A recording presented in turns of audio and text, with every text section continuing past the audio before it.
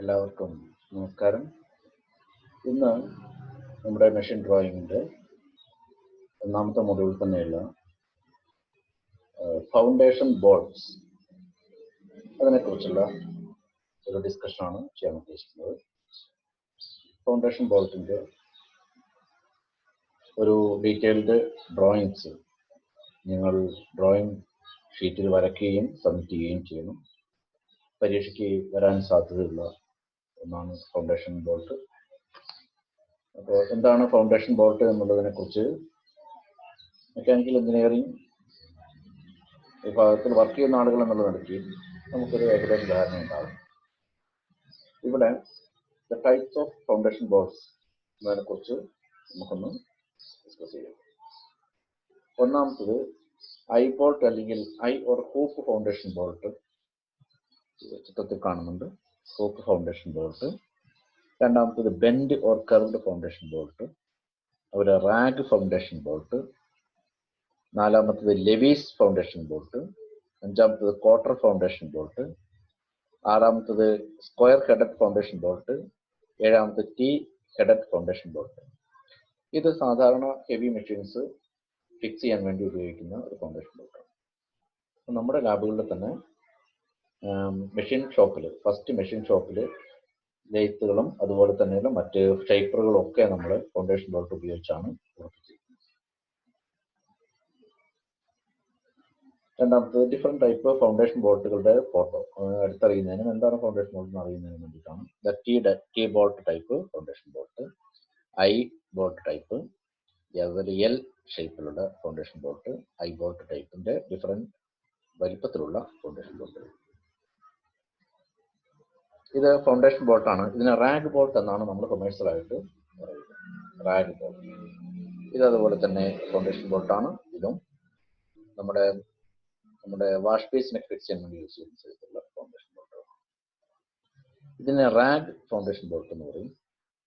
സാധാരണ ഏത് foundation bolt ആണെങ്കിലും ഒരു മെഷീൻ്റെ പാർട്ട് അല്ലെങ്കിൽ പില്ലറിൽ ഉള്ള ഹോളിൻ്റെ ഇതിലൂടെ വന്ന് താഴെ കോൺക്രീറ്റിൽ ഉറപ്പിച്ചിരിക്കുന്ന ഫൗണ്ടേഷൻ ബോൾട്ടിലേക്ക് ഈ മെഷീൻ്റെ പാർട്ടിനെ, ബേസിന് അല്ലെങ്കിൽ പില്ലറിൻ്റെ ബേസിനെ ബോൾട്ട് ഉപയോഗിച്ച് ഈ ബോൾട്ടിലേക്ക് നെറ്റ് ഉപയോഗിച്ച് ടൈറ്റ് ചെയ്താണ് ഇത് ഉറപ്പിക്കുക.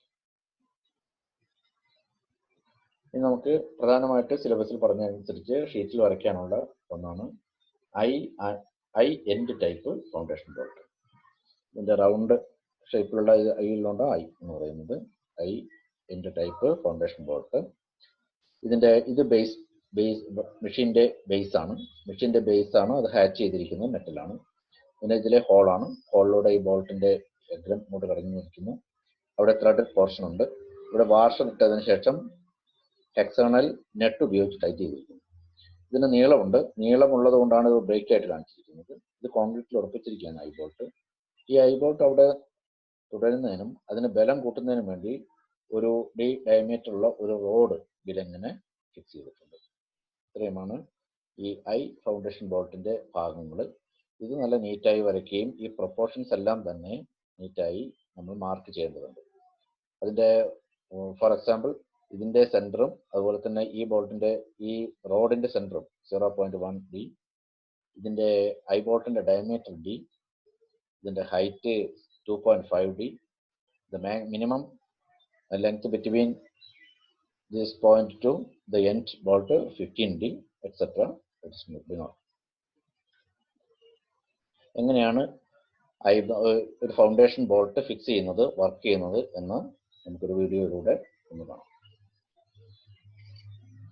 ഇപ്പോൾ പില്ലറുകൾക്കോ അല്ലെങ്കിൽ വലിയ കൺസ്ട്രക്ഷൻസിനോ അല്ലെങ്കിൽ വലിയ മെഷീനുകൾക്കോ ഫിറ്റ് ചെയ്യുന്നതിന് മുമ്പ് നമ്മൾ അതിൻ്റെ ബേസിൻ്റെ അളവെടുത്ത് അതിന് കണക്കാക്കിയുള്ള ഒരു ടെംപ്ലേറ്റ് ഉണ്ടാക്കും. ആ ടെംപ്ലേറ്റ് ആണ് ഈ കാണുന്നത്. ആ ടെംപ്ലേറ്റിൽ അതിന് നമ്മുടെ ഈ ബോൾട്ട് കിടക്കാൻ പാകത്തിലുള്ള ഹോൾ ഉണ്ടാക്കിയിരിക്കും. അതിനുശേഷം ആ ഹോളിലൂടെ നമ്മൾ കോൺക്രീറ്റ് നിറച്ച് ഇവിടെ സെറ്റ് ചെയ്തു. അതിനുശേഷം നമ്മൾ ടെംപ്ലേറ്റ് മാറ്റി ഒറിജിനൽ പില്ലർ ഇവിടെ കൊണ്ടുവച്ചു. അതിൻ്റെ മുകളിലായിട്ട് വാഷർ ഇട്ടു, നെട്ടും ഇട്ട് ടൈറ്റ് ചെയ്യുകയാണ്. ടൈറ്റ് ചെയ്തതിന് ശേഷം ഫുൾ ടൈറ്റ് ആക്കുന്നു. അതിനുശേഷം റിലീസ് ചെയ്യുന്നു. പിന്നീട് ഈ ഫൗണ്ടേഷൻ ബോൾട്ടും ചിലപ്പോൾ ചില സാഹചര്യങ്ങളിൽ റീഇൻഫോഴ്സ് ചെയ്യേണ്ടി വരും. അപ്പോൾ അത് അത് കവർ ചെയ്യുന്നതിന് വേണ്ടി ഇപ്പോൾ പുറമെയാണ് ഇത് സിറ്റുവേറ്റ് ചെയ്തിരിക്കുന്നതെങ്കിൽ, ഫോർ എക്സാമ്പിൾ ഔട്ട്സൈഡ് എക്സ്റ്റേണൽ ആയിട്ട് യൂസ് ചെയ്യുകയാണെങ്കിൽ അവിടെ നമ്മൾ കോൺക്രീറ്റ് കൊണ്ട് ഫില്ല് ചെയ്ത് കൊടുക്കാറുണ്ട്. ഇത്രയുമാണ് നമുക്ക് വരയ്ക്കാനുള്ളത്, ഇത് ചെയ്യാനുള്ളത്. രണ്ടാമത്തത് നമ്മുടെ ഐ ബോൾട്ട് കഴിഞ്ഞാൽ ലെവിസ് ടൈപ്പ് ഫൗണ്ടേഷൻ ബോൾട്ടാണ് ഡ്രോയിങ് ഷീറ്റിൽ വരയ്ക്കുന്നത്. ലെവിസ് ടൈപ്പ് ഫൗണ്ടേഷൻ ബോൾട്ടിന്റെ ഒരു വെഡ്ജ് ഷേപ്ഡ്, അതായത് ഇവിടെ കനം കൂടുതലും ഇവിടെ കനം കുറവുമുള്ള ഒരു വെഡ്ജ്, ആ ടൈപ്പിലുള്ള ഐ ബോൾട്ടാണ് യൂസ് ചെയ്യുക. ഈ ഐ ബോൾട്ടിനെ ടൈറ്റ് ചെയ്യുന്നതിന് വേണ്ടിയിട്ട് ഇവിടെ ഒരു കീ ഷേപ്പിലുള്ള ഒരു കീ, ഒരു ഫെദർ കീ പോലത്തെ ഒരു കീ ഇവിടെ യൂസ് ചെയ്യുന്നുണ്ട്. ആ കീയുടെ ഇട്ട് ടൈറ്റ് ചെയ്യും. അതിനുശേഷം ഇത് ബേസാണ്, മെഷീൻ്റെ ബേസാണ്. ഇതിന് മുകളിലായിട്ട് വാഷറും നെട്ടും ഉണ്ട്. ഇതാണ് ലെവിസ് ടൈപ്പ് ഫൗണ്ടേഷൻ ബോൾട്ട്. ഈ ലെവിസ് ബോൾട്ട് ടൈപ്പ് ഫൗണ്ടേഷൻ ബോൾട്ടും നമ്മൾ ഡ്രോയിങ് ഷീറ്റിൽ വളരെ വൃത്തിയായി വരച്ച് ഭാഗങ്ങൾ അടയാളപ്പെടുത്തി പ്രൊപ്പോർഷൻസ് എല്ലാം എഴുതി മാർക്ക് ചെയ്ത്. പിന്നീട് ഇതിൻ്റെ കൂടെ സ്പെഷ്യലായിട്ട് ഒന്ന് പറയാനുള്ളത്, ഈ ഏത് ബോൾട്ട് വരയ്ക്കുകയാണെങ്കിലും നെട്ട് വരയ്ക്കുകയാണെങ്കിലും സെൻറ്റർ ലൈൻ വളരെ കൃത്യമായിട്ട് നമ്മൾ കാണിച്ചിരിക്കും. Centre line കാണിച്ചിരിക്കണം. പിന്നെ ഒന്ന് സെഷൻ ചെയ്യുമ്പോൾ ഹാച്ചിങ് വളരെ കൃത്യമായിരിക്കണം. ഹാച്ചിങ് അങ്ങോട്ടും ഇങ്ങോട്ടും കയറാൻ പാടില്ല. അപ്പോൾ അത് വളരെ ശ്രദ്ധിക്കണം. നിങ്ങൾക്കുള്ള ഇതെന്ന് പറയുന്നത് drawing on sheet, prepare neat drawing of eye end type foundation bolt. ഒരു ഡ്രോയിങ് ഷീറ്റ് ഒരു പുറത്ത് വൃത്തിയായിട്ട് ചെയ്യുക. രണ്ടാമത് prepare neat drawing of Lewis type foundation bolt. ഇത് രണ്ടും നമ്മൾ ടെക്സ്റ്റ് ബുക്കിൽ, മെഷീൻ ഡ്രോയിങ്ങിൻ്റെ ടെക്സ്റ്റ് ബുക്കിൽ അവൈലബിൾ ആണ്. അത് നോക്കി വരച്ച് ഞാൻ പറയുന്ന ദിവസം അത് മൊബൈൽ ഉപയോഗിച്ച് സ്കാൻ ചെയ്ത് PDF ആക്കി സബ്മിറ്റ്. ഓക്കെ, ഇന്നത്തെ ക്ലാസ് അവസാനിക്കുന്നു. എന്തെങ്കിലും തരത്തിലുള്ള സംശയങ്ങളോ അല്ലെങ്കിൽ സംശയം വരികയാണെങ്കിൽ നിങ്ങൾ സമീപിക്കണം. Okay, thank you.